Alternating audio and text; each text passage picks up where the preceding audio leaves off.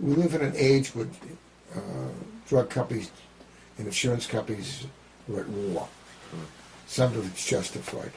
But if you've been on a certain insulin made by a certain manufacturer, and suddenly your insurance company says, I want you to switch to this other brand, whatever the reason, you ever get problems even though it's the same type of insulin, going from one that's short-acting to a different brand short-acting?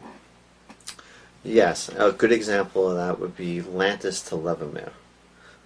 When a patient is started on Lantus, which is a long-acting insulin, and they have good control, let's say with 30 units.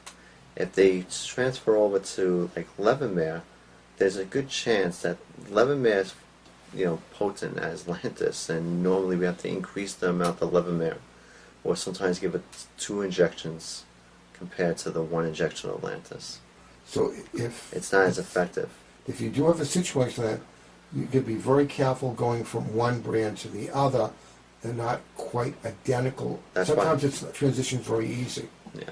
But it's a world we live in where the insurance company makes decisions which are financial only. Not always the better. And sometimes it may not even be cheaper. I found that happen a couple of times. Why, I don't understand the mechanism. So if you're going to make the transition, you should not just take that lightly. You should sit down, have good guidelines.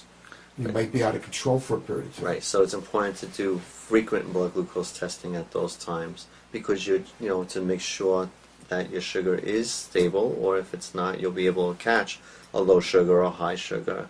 So you can speak to your practitioner who can help you adjust insulin dose.